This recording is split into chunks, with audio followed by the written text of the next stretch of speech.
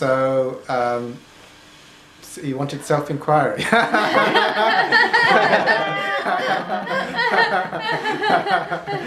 She wanted me to have one.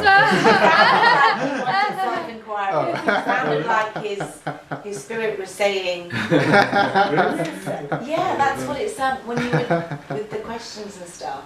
It's the last time he fried my brain. I walked out backwards.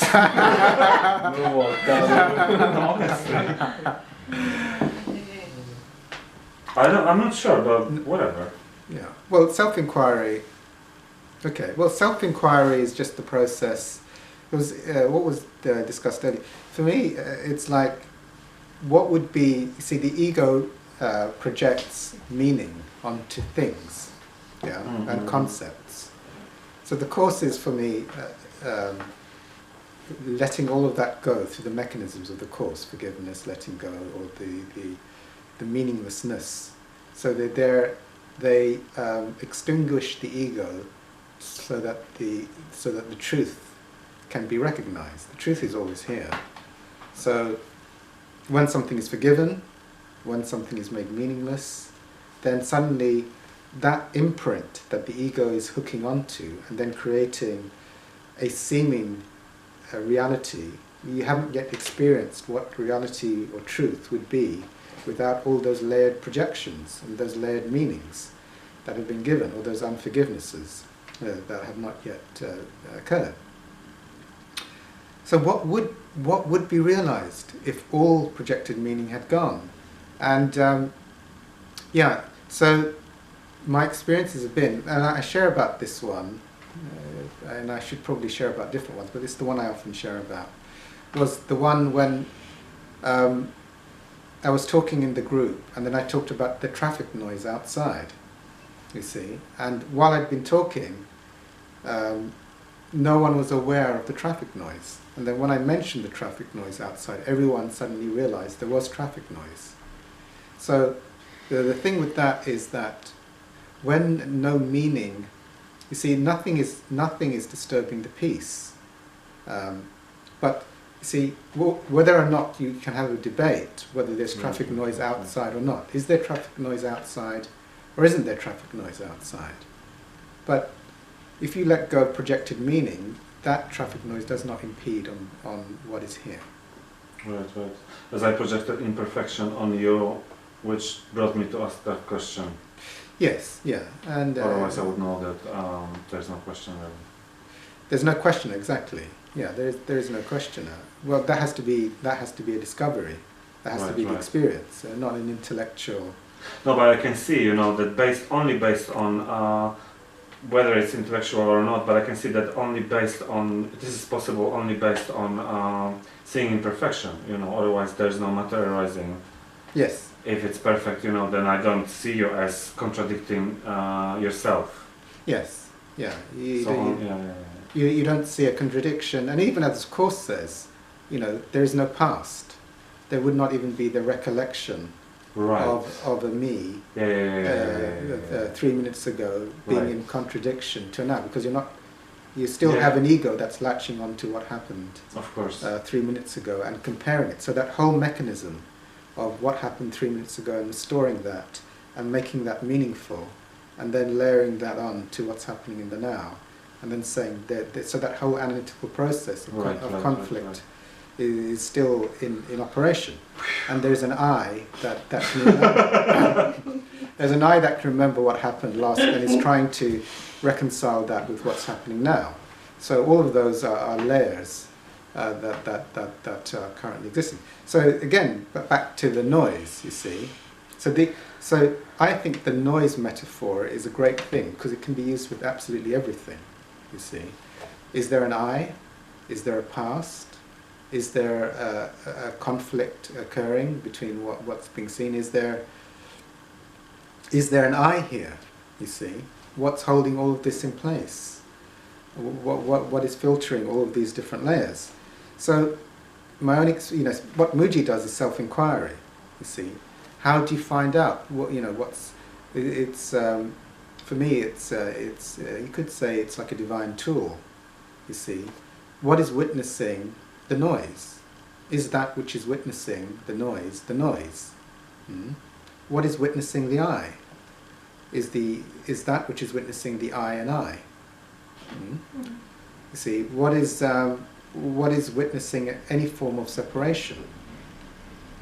So through that, there is the release of the layers of hooking into form. You see, for the recognition. You see, the Course says only love is real. And it's saying, really, if you read the words in between the lines, it's taking us, forgiveness is a tool within the world of illusion. Yeah, to get to a place of, it says it many times, these are all forms of form. And where we're going to is a place of non-form. So these are all tools, whether you call it forgiveness, whether you call it self-inquiry, whether you call it letting go. You see, that they're all things to let go of the hooking into various aspects of form, so there can be the recognition. And that recognition of that which is beyond any form of form, whether it be time, location, a sense of I, a sense of a past, whatever it be, or memories, that which is finally recognized is the truth. You see, that's not an illusion. So we're releasing the hooks to form, to recognize that which is truly here, and has always been here, and has never split into a two, and is not of the realm of duality, but is the absolute truth from which you can say that duality springs. So in these things, you see, for me, like, what about the body thing is like, once you let go of the hooking into kidney failure, to tiredness, to pains, it's like when those thoughts are released, then it's like, what tends to happen is that they tend not to be there. And what Ramana said was that if there's a wantingness, you see, what's happening if there's a wantingness? There's an I wanting something. So it's like, actually, as soon as the I is wanting something, what's happening is there's a thought vibrating, and then it gets the thing, and then there's an experience of happiness. But that experience of happiness is just the absence of the thought wanting something. Right. You see? Yeah. So that's all that's occurring when there's an I. I wants to be 10 years younger. I wants not to have kidney failure. I is disturbed by the noises outside. I has not got enough time. So what is that? What is going on there? So through the process of self-inquiry, you see, anything can be inquired into. What is the I? What is the I that wants the weather to be nicer? What is the I that wants no traffic noise outside? What is the I that is upset by seeming conflict in the world? Let's what is the I that needs to have an outcome? What is the I that is whatever it's hooking into. So self-inquiry is the process of just releasing those things and getting experiencing the truth. So is there a problem right now? No, there's no problem. No. Thanks for the reminder. Because only a reminder. Yeah. No problem. No problems exist there. Is there any problems? I just want to add because what happened this morning or last night. This I, which wants or sees or wants it different, whatever, it's everywhere basically, because nothing is, the illusion is made of it. And yesterday I saw, as I was looking at this body, yes, that maybe there's 1% of things in my body, shape or whatever, or color, which I is okay with. Okay, and 99% I is not okay with. Okay.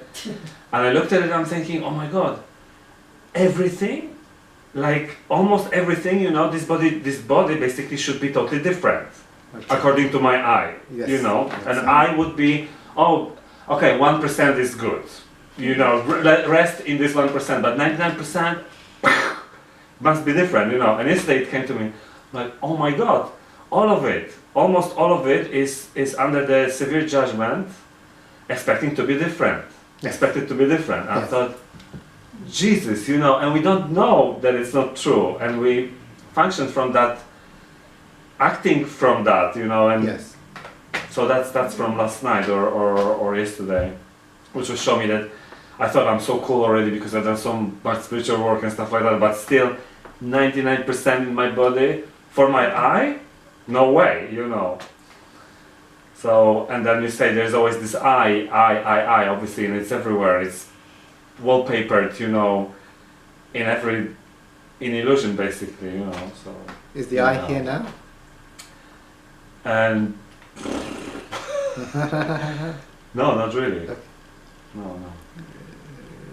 No, you're not sure, or you're sure? There's There's no. Good. I could cling on to it, but there's no. Okay, no. I won't So do that. that's lovely. So there is no problem. If there is no I, there is no problem. It cannot be a problem. It's lovely to be reminded. So it's just the forgetting. Right. You know, and this is the constant going into and hooking into the I. Yeah, For an I to exist, then problems can exist. right. If there is no I. So hence that self-inquiry. One way is to forgive everything, or one way is to see that everything is innocent and even beyond form. But in other ways, you know, what is the I, and is that the I? And let's inquire into the I. That's another Right. way. You see, and if there cannot be a problem, because the I is the only thing that can have a problem. Right. You know, you didn't say anything the right way, or the weather is not good, or this moment is not good for some reason. Oh. So that the existence of the I. So then comes into the thing of when there is no I, still the appearance of things happening spontaneously can still be. While there is, you could say it's within the illusion, but things are unfolding, but there's no I there. There's no I that is speaking, even though words are happening. There is not a separate body, Right. even though to other bodies it may seem like there's a separation, you see. But for that, so that's the, so everyone is projecting what they are onto others. So for someone, if they're very strongly identified with the body that's very judgmental, then they tend to see a room full of bodies who are probably judging them. Yeah, sure. And then once at a certain point, as the layers of identification are released, then there can be, there's different layers, there's different experiences. There can be no I, or there can be experience of unity and unfolding. Mm-hmm. So, and then at a certain point, you know,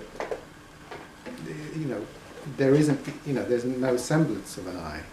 So, whatever is happening, I mean, there is no interference at all.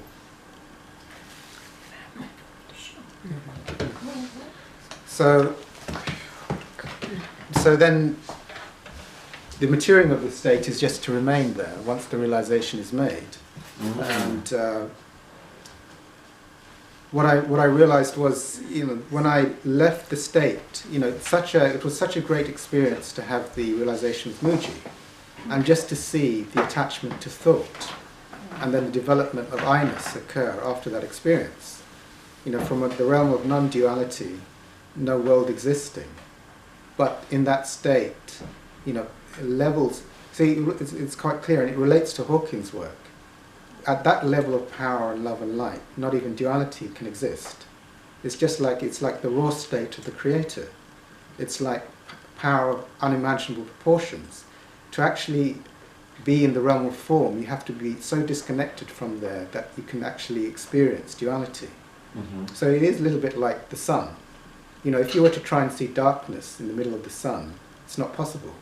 The intensity of light is so overwhelming that if you could say, no, I want to hold a picture of this light and dark photo in here, it just cannot exist there.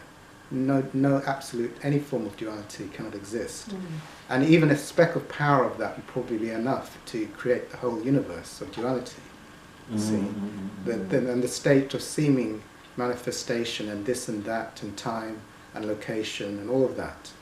But as the layers of identification with the ego are dropped, it's like the world becomes imbued with light and love, and even time seems to drift away into the timeless. But even beyond that, not even the realm of dualistic perception can exist, because the power is so intense. So in the realm of duality, we say it's like an illusion or a dream, because it is kind of like a dream of the absolute truth, in a sense. None of it is real. If the reality is the truth of infinite light, love and power beyond, and these are just, you can take it or leave it, this is just how I view it, then seeming time and seeming bodies moving in relation to other bodies in seeming time can exist. But as you dismantle the ego, the layers of there's time, the layers of there's separation all start to fade away. So it's like, so it becomes more, one uses words like things are just happening, or things are unfolding, or the isness or the beingness of now. It's like, there is no sense of a separate location. All of that starts to drop off, because it is then witnessed that actually the thoughts were holding these various concepts in place: the concept of time, the concept of separation, the concept of physical illnesses. See, they all start to disappear. Just like the gout vanished in a split second. Well, that's medically impossible. But can you? Because I always wonder. Yeah. We've got, in order to see physical illness, we need to define it as physical illness. Yes. So if you don't have a definition, there's no illness either. That's even though your hand is falling off, there's nothing wrong with this hand, because only defining what it should be. You know what I mean? Yeah. Well, there's no definer of anything. There's that. So there's no.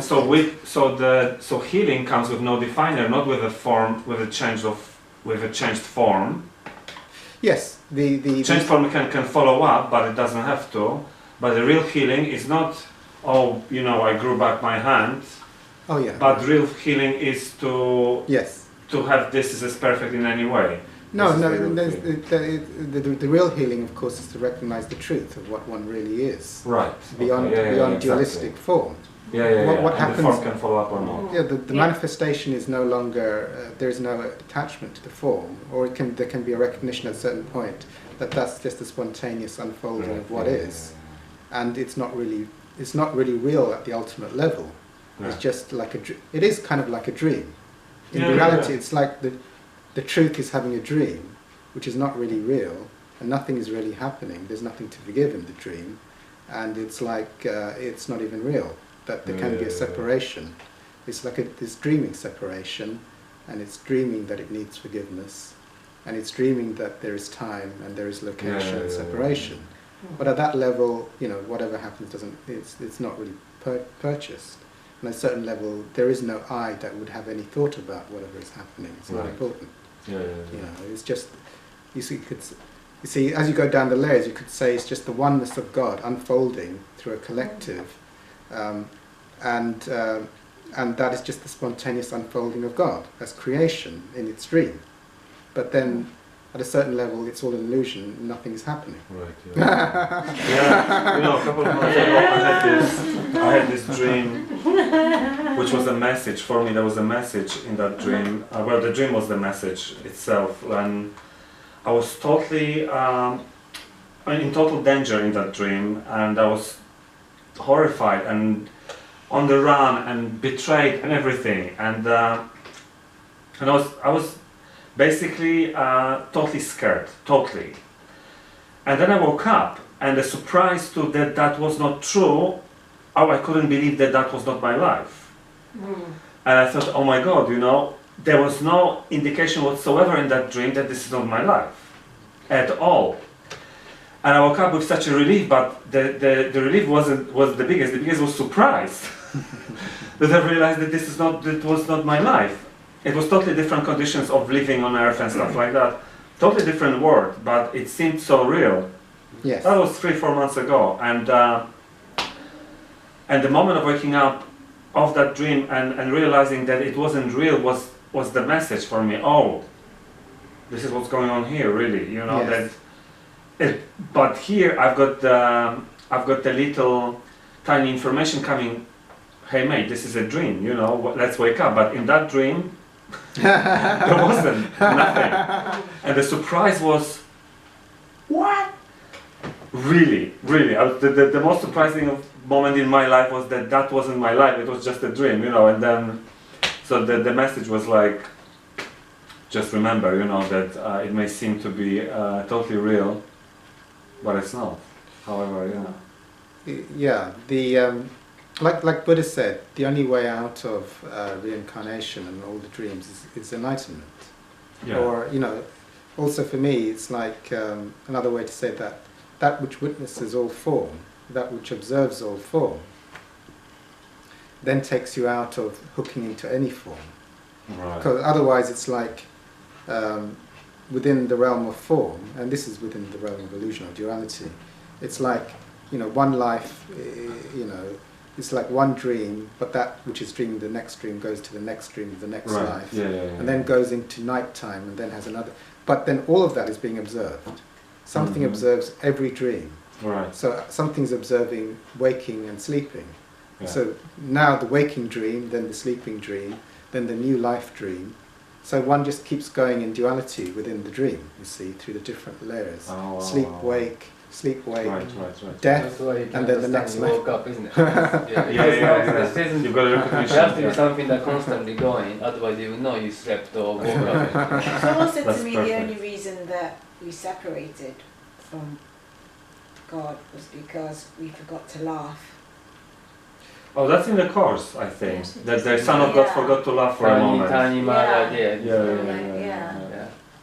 Which, yeah, it's very symbolically, it's very, because if we buy into it, then we bought into it. But it's hard to understand with a limited mind, isn't it? I think Yeah. it's something that ego wants to question it because you have to know certain things. Yeah. But there's limit to what we can, because if you're, yeah, there's just so much we don't know, isn't it? It's just like, but it's part of us that wants to know that kind of thing so much, like kind of, and I think things like that makes more sense than more theoretical things, you know? Like to say God wanted that makes probably more closer to truth than because Big Bang happened and all this, like, you know, whatever theory that people wants to come up, that is so complicated and so heavy, you know. But maybe it is just like, you know, something just like, you know, there was no reason, something, you know.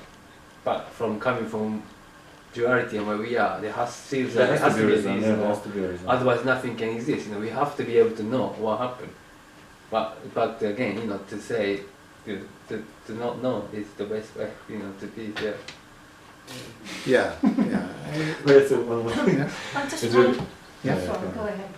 It's really funny because you say to say that I don't know. I find myself my personality is like really wants an acknowledgement, you know, and stuff like that. And I find myself often in situations where I'm trying to, what I tries to appear as knowledgeable in order to get attention, you know. But recently, I can stop within half of the something I'm trying to sell, you know. I'm like, well, whatever, you know, it doesn't matter anymore. In the middle of my own show, I'm switching off, which is really funny. The funniest thing is to withdraw from my own show and see and do it without any disappointment or without any, just to realize, oh, do I want to go there? No, not really, you know. But did it mean anything, you know? And there's this echo meaning of, yes, I want to be seen as important, you know. But then, is that really that? What is it even, you know?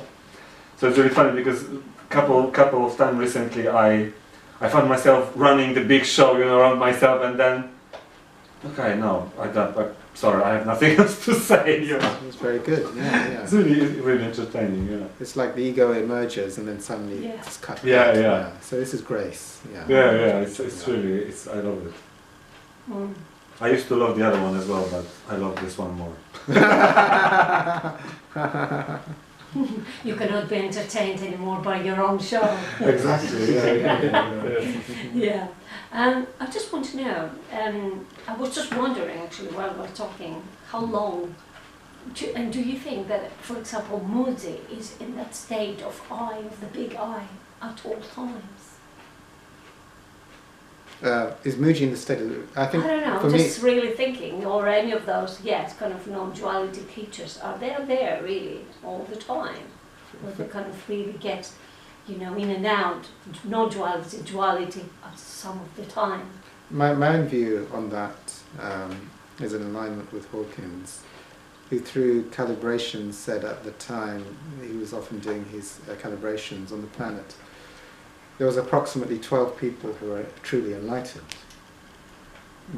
And some of them would not be well known, because they'd be probably recluses. So it's a very, very tiny number. My own view is Hawkins was enlightened. There'd be a lot of people, what you're talking about is on the brink of enlightenment. There'd probably be much more people on the brink of enlightenment. So the high 500s. At the high 500s, they would be in the non-dual state a lot of the time, but they'd be also lapsing into the dualistic state. But for a truly enlightened teacher, they're in the enlightened state all the time. However, there seems to be a body that speaks, and it seems to have emotions on occasion, but that is not what is their consciousness. Their consciousness is no longer identified with the body, yet by grace something is talking and communicating with the life. And then you have the teachers who are not yet, who are very close, but are not, so they can be in a non-dual state a lot of the time, but then they can lapse into a dualistic state. So my own view would be in alignment with Hawkins, which is there's very few, and there'd be quite a lot of non-dual teachers who are not enlightened, who are often in the non-dual state, but often are in their dual state as well. You know, you can project, but for me, like, you know, through Hawkins' research, Buddha was truly enlightened. He didn't like lapse into duality. He was full 100%, actually at 1,000, the highest level of enlightenment. So even though there was talking, and also Christ comes out at the highest level, 1,000 through the scale. So even though, for me what that would mean symbolically is that the ego has truly died, but by grace there's something that talks, and may even seem to have emotion, like with the temple. But actually that thing that is talking and moving is no longer anything to do with an individual I. Whereas for a teacher just below enlightenment, you know, they may be in a non-dual state and then flip back into a dual state. But it's very, very rare for someone to reach the highest levels of enlightenment. I see from another view where, well, it depends what enlightened means to people, no? Like, but I think, you know, coming from everyone is different levels. Everyone is enlightened already, and it's how much you get rid of your ego, no? So, to say, I've never heard Moody say, or anyone who I think is enlightened, to say they are there. Because to say they are enlightened means that there's a limit, you put limit there, there's an end to it. But there's all, you know, it's just me, I'm talking about it's way today, I'm talking about unknown things again. To, you know, to say I'm enlightened means to put a limit, to know that what this is. But to say I don't know what this is what really is the truth. So it's and I believe there's many people are like that, and they don't maybe not even realize that it's happening to them and stuff. Or people just realize that they're not there anymore, but things are just happening all the time. And you could say that they remember who they really are. Or, but obviously, and there's teachers like Mujo who spreads. I don't know what was used was it, but you know who likes to help people with this knowledge. But I do believe. Yeah, I don't even like the word enlightenment, but it's where they lost, where the ego is much weaker, that they don't really have to be there, sort of thing. I believe